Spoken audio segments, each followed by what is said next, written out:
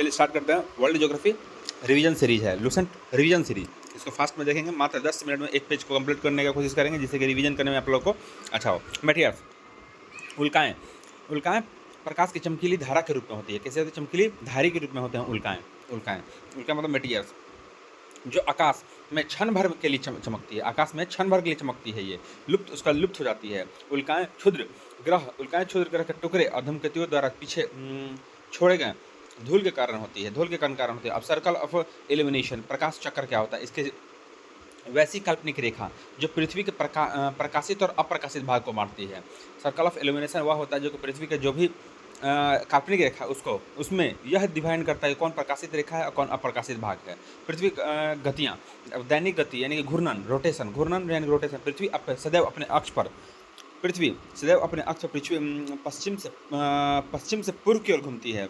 सारा ग्रह पश्चिम और से पूर्व की ओर घूमते, मात्र 2 ग्रह कुछ होता है, वेनस और यूरेनस जो होता है पूर्व से पश्चिम की ओर घूमती है। बाकी सारा ग्रह पश्चिम से पूर्व की ओर घूमते हैं। पृथ्वी भी पश्चिम से पूर्व की ओर घूमती है। पर पृथ्वी के घूर्णन और परिभ्रमण कहते हैं तो दिन और रात होता है, यानी कि घूर्णन के कारण, रोटेशन के कारण ही दिन में पृथ्वी पर क्या होता है? दिन और रात होता है। रोटेशन घूर्णन के कारण ही। अतः इस गति को दैनिक गति भी कहते हैं। इसको गति को, घूर्णन को क्या कहते हैं? दैनिक गति भी कहते हैं। दिन और रात होता है, इसीलिए इसको दैनिक गति भी कहते हैं। पृथ्वी के अपनी धुरी पर घूमने के कारण भूमध्य रेखा पर वस्तुओं का रैखिक वेग अन्य स्थानों की तुलना में अधिक होता है। यानी कि पृथ्वी के अपने धुरी पर घूमने के कारण भूमध्य रेखा पर वस्तुओं का रेखीय वेग अन्य स्थानों की तुलना में अधिक होता है। रेखीय क्या होता है? अन्य स्थानों की तुलना में अधिक होता है। इस कारण भूमध्य रेखा पर स्थित देश पृथ्वी के घूर्णन के उच्चतम रैखिक वेग का प्रतिनिधित्व करेगा। भूमध्य रेखा 3 महाद्वीपों में है। भूमध्य रेखा जो है 3 महाद्वीपों में है: दक्षिण अमेरिका, अफ्रीका और एशिया। कुल 13 देशों से होकर गुजरता है। यानी कि हमसे पूछ रहे हैं भूमध्य रेखा कितने देशों से होकर गुजरता है? तो 13 देश 3 महाद्वीप। 13 देश 3 महाद्वीप। 3 महाद्वीप कौन कौन? दक्षिण अमेरिका, अफ्रीका और एशिया। अब 13 देश से होकर तेरह देशों से भूमध्य रेखा को गुजरती है। अब परिक्रमण, रिवोल्यूशन, जो अपने अक्ष पर घूमे उसका परिक्रमण, क्या कहते हैं? उसको रोटेशन कहते हैं। रोटेशन यानी कि घूर्णन, अपने अक्ष पर घूमे उसको घूर्णन, रोटेशन। जो पूरा एक मार्ग पे घूमे, सूर्य का पूरा चक्कर, उसको कहते हैं परिक्रमण, यानी कि वार्षिक गति कहते हैं। दैनिक गति कहते हैं उसको, अपने अक्ष पे उसको दैनिक गति कहते हैं, यानी कि घूर्णन को दैनिक गति। और जो रिवोल्यूशन है उसको वार्षिक गति कहते हैं। पृथ्वी अपने अक्ष पर घूमने के साथ साथ सूर्य के चारों ओर एक दीर्घवृत्तीय मार्ग का परिक्रमा करती है, जो परिक्रमण और वार्षिक गति भी कहते हैं। पृथ्वी को सूर्य की एक परिक्रमा पूरा करने में, यानी कि पृथ्वी को सूर्य की एक परिक्रमा पूरा करने में 365 दिन 6 घंटे का समय लगता है। अब नक्षत्र दिवस क्या होता है? सौर दिवस क्या होता है? तो नक्षत्र दिवस एक मध्यमा रेखा के ऊपर किसी निश्चित नक्षत्र के मात्र 2 बार गुजरने वाले बीच की अवधि को क्या कहते हैं? 2 बार गुजरने के बीच की अवधि को नक्षत्र दिवस कहते हैं। 23 घंटा या 56 मिनट की अवधि का होता है। नक्षत्र दिवस का होता है 23 घंटा 56 मिनट की अवधि का होता है। और सौर दिवस जब सूर्य की गतिहीन मानकर, सूर्य का क्या कहते हैं? गतिहीन नहीं, एक जगह मानकर पृथ्वी द्वारा उसके परिक्रमण की गणना दिवसों के रूप में की जाती है। और जब सौर दिवस ज्ञात करता है, अवधि पूरे 24 घंटे की होती है। ठीक है, यानी कि नक्षत्र दिवस 23 घंटा 56 मिनट का होता है। सौर दिवस जो होता है 24 घंटे का होता है। अपने परिक्रमा पथ पर पूरी पृथ्वी सूर्य के चारों ओर 29.8 किलोमीटर प्रति सेकंड से वेग से चक्कर लगाती है। यानी कि पृथ्वी जो है सूर्य का चक्कर लगा रहा है किस स्पीड से? पृथ्वी सूर्य का चक्कर लगा रहा है 29.8 किलोमीटर प्रति सेकंड। 29.8 किलोमीटर प्रति सेकंड की स्पीड से पृथ्वी चक्कर लगा रहा है सूर्य का। 29.8 किलोमीटर प्रति सेकंड, 29.8 किलोमीटर प्रति सेकंड है। अपसौर, अब क्या होता है? उपसौर और अपसौर, पेरिहेलियन और अपहेलियन। उपसौर, पृथ्वी सूर्य की परिक्रमा दीर्घवृत्तीय कक्षा में करती है। पृथ्वी जो है सूर्य का चक्कर दीर्घवृत्तीय कक्षा में करती है। और फोकस पर, जिसके एक फोकस पर सूर्य होता है, क्या होता है? सूर्य होता है। जब पृथ्वी का सूर्य के अत्यधिक पास होता है, जब तो उपसौर कहते हैं। जब पृथ्वी सूर्य के अधिकतम पास में होते हैं, यानी कि the position of earth and sun that defines the perihelion and aphelion. यानी कि उपसौर और अपसौर। जब पृथ्वी सूर्य के अधिकतम नजदीक होती है तो क्या होता है? उपसौर। अधिकतम नजदीक तो उपसौर। अधिकतम नजदीक, पृथ्वी सूर्य के अधिकतम नजदीक तो उपसौर, यानी कि पेरिहेलियन। उपसौर यानी कि पेरिहेलियन उपसौर। ऐसी स्थिति 3 जनवरी को होती है, यानी कि सबसे पृथ्वी सूर्य की अधिकतम दूरी 3 जनवरी को होती है। पृथ्वी सूर्य की अधिकतम दूरी 3 जनवरी को, उसको क्या कहता है? उपसौर, पेरिहेलियन।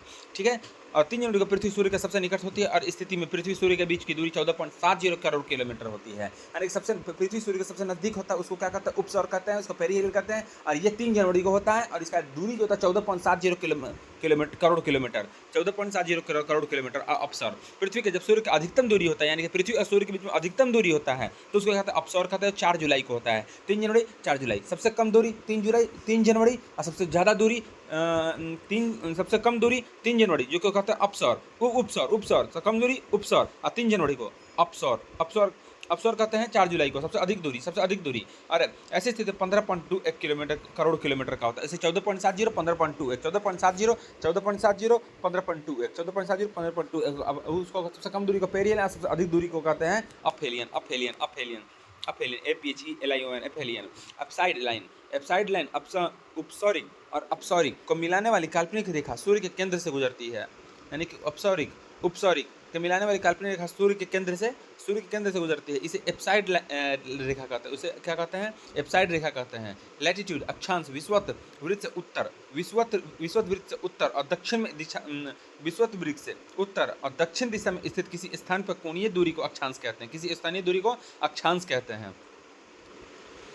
कहते हैं। यानी कि इक्वेटर के पैरेलल जो कहता है उसको क्या कहते हैं? लेटा हुआ लैटिट्यूड उसको अक्षांश कहते हैं।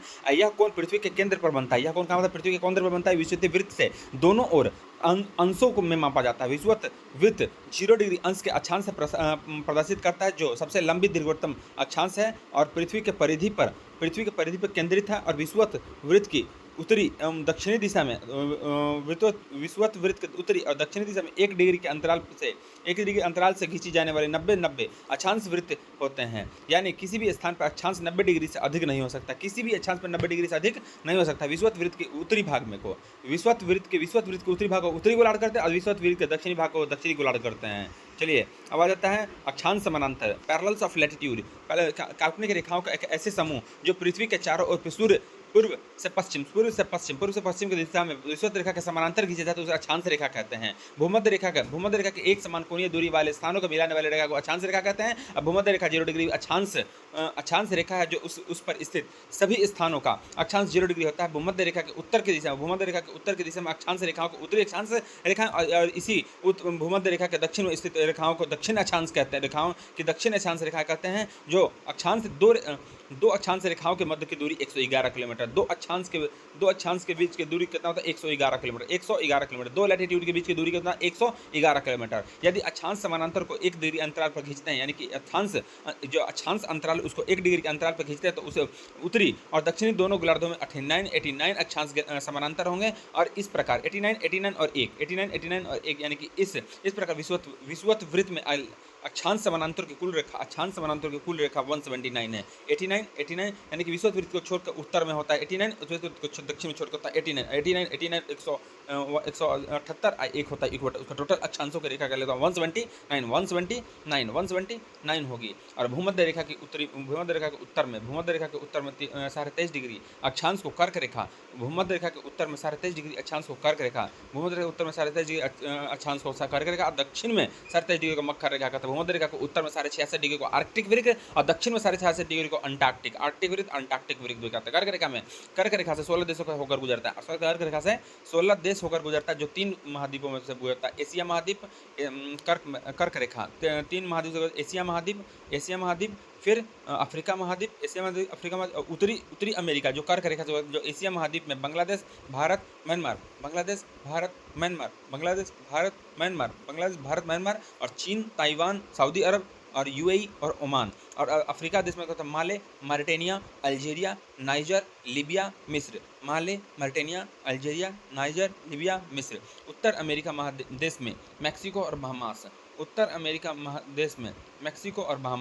मकर रेखा 10 देशों को होकर गुजरती है। मकर रेखा 10 देशों से होकर गुजरती है। यह देश है Chile, Argentina, Paraguay, Brazil, Namibia, Botswana, दक्षिण अफ्रीका, मोजाम्बिक, मेडागास्कर और ऑस्ट्रेलिया। ये मक्का रेखा 10 देशों से गुजरती है, यानी कि कर्क रेखा 16 ये पूछ सकता है कि कर्क रेखा से कितने 16 17 18 19 तुम्हारे जो 16 कर्क रेखा जो 16 देशों से गुजरती है, फिर मक्का रेखा 10 देशों से गुजरती है, तो कर्क रेखा 16 मक्का रेखा 10, कर्क रेखा 16 मक्का रेखा 10, कर्क रेखा 16 देशों से होकर गुजरती है, अब मक्का रेखा 10 देशों से होकर गुजरती है। Chile, Argentina, Paraguay, Brazil, Namibia, Botswana, दक्षिण अफ्रीका, मोजाम्बिक, मेडागास्कर, ऑस्ट्रेलिया, यानी कि विषुवत रेखा 13 देशों से होकर गुजरती है। विषुवत रेखा से 13 देशों से होती है। पूछ जाएगा कि कर्क रेखा, मकर रेखा, कर्क रेखा, इक्वेटर, मकर रेखा, कर्क रेखा, इक्वेटर, मकर रेखा, कर्क रेखा, विषुवत रेखा, मकर रेखा, मकर रेखा, यानी कि ट्रॉपिक ऑफ कैप्रिकॉर्न। कर्क रेखा जो होता है वो 16 देशों से हो जाती है, और जो हमारा इक्वेटर वो 13 से होकर 16 13 10 16 13 10 16 कर्क रेखा, 13 इक्वेटर, 10 मकर रेखा, 10 मकर रेखा, विषुवत रेखा 13 देशों से होकर गुजरती है। 40 डिग्री अक्षांश को गरजता चालीसा कहते हैं। 40 डिग्री अक्षांश को क्या कहते हैं? 40 अक्षांश को गरजता चालीसा, 50 डिग्री को 40 डिग्री अक्षांश को गरजता चालीसा, 50 डिग्री गरजता 50, और 60 डिग्री को चीखता 60 है, 60 डिग्री को चीखता 60, 40 डिग्री 50 डिग्री 60 डिग्री, 40 डिग्री को गरजता चालीसा, गरजता 50 डिग्री को गरजता 50, गरजता 50, और 60 डिग्री को चीखता 60, चीखता 60, और 30 से 35 डिग्री उत्तरी और दक्षिणी अक्षांश को अश्व अक्षांश कहते हैं। अश्व अक्षांश 30 डिग्री से लेकर 35 डिग्री की उत्तरी अक्षांश, 30 डिग्री से 35 डिग्री दक्षिणी अक्षांश, तो क्या कहते हैं? तो क्या कहते हैं उसको? तो अश्व अक्षांश कहते हैं। अश्व अक्षांश से पृथ्वी पर अश्व अक्षांश के कितना डिग्री को अश्व अक्षांश कहते हैं? 30 डिग्री से 35 डिग्री नॉर्थ में, 30 डिग्री से 35 डिग्री में, तो 5 डिग्री में क्या कहते हैं? और 30 डिग्री से 35 डिग्री को कहते हैं कि इसको और इसको दोनों को 5 डिग्री को कहते हैं अश्व अक्षांश। अश्व अक्षांश कहते हैं, अश्व अक्षांश कहते हैं, यानी कि विषुवत रेखा 13 देशों से होकर गुजरती है, जो 3 महाद्वीपों से दक्षिण अमेरिका में इक्वाडोर, कोलंबिया, ब्राजील, और अफ्रीका में Sao Tomé, Principia, Gabon, Congo गणराज्य, कोंगो लोकतांत्रिक गणराज्य, युगांडा, केन्या और सोमालिया, और एशिया में मालदीव, इंडोनेशिया, किरिबाती। अब देशांतर क्या होता है? ग्रीनविच रेखा के किसी स्थान की कोणात्मक दूरी को इस स्थान का देशांतर रेखा कहते हैं, जो उत्तरी और दक्षिणी ध्रुव से मिलाने वाली काल्पनिक रेखा, उत्तरी ध्रुव और दक्षिणी ध्रुव से मिलाने वाली रेखा को देशांतर रेखा कहते हैं। देशांतर रेखा की लंबाई बराबर होती है। देशांतर रेखा की लंबाई क्या होती है? बराबर होती है। देशांतर रेखा की लंबाई बराबर होती है। देशांतर रेखा की लंबाई बराबर होती है। ये रेखाएं समानांतर नहीं होती है। ये रेखाएं जो हमारा जो देशांतर होता है समानांतर नहीं होता है, लेकिन जो हमारा अक्षांश होता है वो समांतर होता है। दो अक्षांश के बीच की दूरी 111 किलोमीटर, लेकिन दो अक्षांश के बीच की 111 किलोमीटर, लेकिन दो देशांतर के बीच की दूरी क्या होता है? वो समानांतर नहीं होता। तो कितना होता है? 111.32 किलोमीटर होता है। यह रेखा उत्तरी और दक्षिणी ध्रुव के एक बिंदु पर मिल जाते हैं, और ध्रुवों से विषुवत रेखा की ओर बढ़ने पर देशांतरों के बीच की दूरी बढ़ते जाती है, यानी कि ध्रुवों से विषुवत रेखा की ओर बढ़ने पर देशांतरों के बीच की दूरी बढ़ती जाती है। अब विषुवत रेखा पर इसके बीच की दूरी अधिकतम, यानी कि विषुवत रेखा पर इस दो देशांतर के बीच की दूरी अधिकतम, विषुवतीय रेखा पर दो देशांतर के बीच की दूरी अधिकतम 111.32 दो अक्षांश के बीच की दूरी 111, और दो देशांतर के बीच की दूरी भूमध्य रेखा पर 111.32 किलोमीटर होती है। और देशांतर रेखाओं के एक समान होने के कारण इनकी गणना में कठिनाई थी, इसलिए सभी देशों के सर्वसम्मति से एक निश्चित किया गया ग्रीनविच वेधशाला से गुजरने वाली देशांतर रेखा से गणना शुरू की जानी चाहिए। कहाँ से होता है?